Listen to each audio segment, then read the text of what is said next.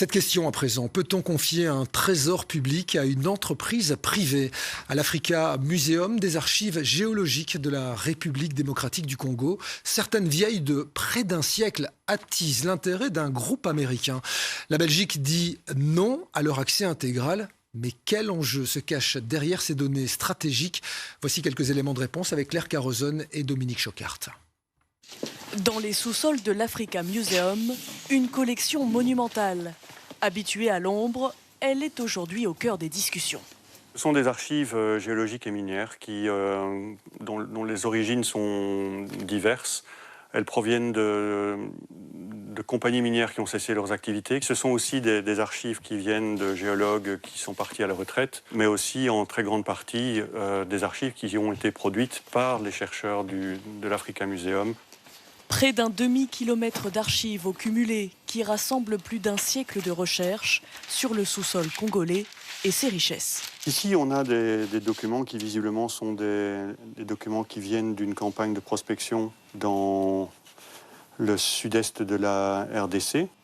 Des informations centenaires qui intéressent aujourd'hui une entreprise américaine, Cobalt Metal, spécialisée dans la recherche de minerais.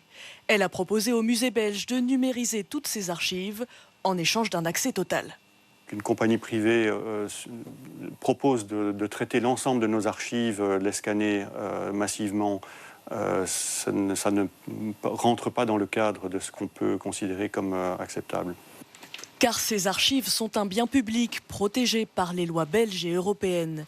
Elles ne peuvent pas être cédées à un acteur privé qui pourrait les utiliser à des fins commerciales.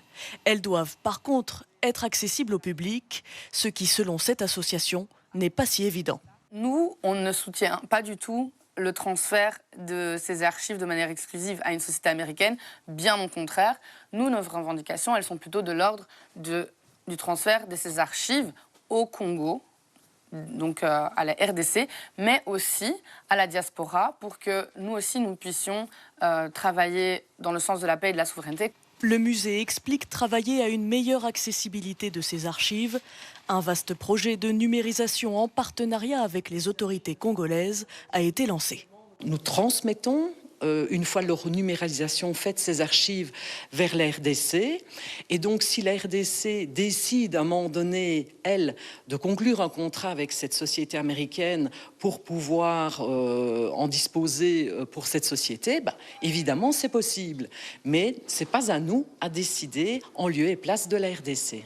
La République démocratique du Congo possède l'une des terres les plus riches en minerais de la planète. Un potentiel minier que Kinshasa souhaite développer. L'été passé, le gouvernement congolais signait un accord de principe avec Cobalt Metal pour lancer l'exploration de plusieurs dizaines d'hectares.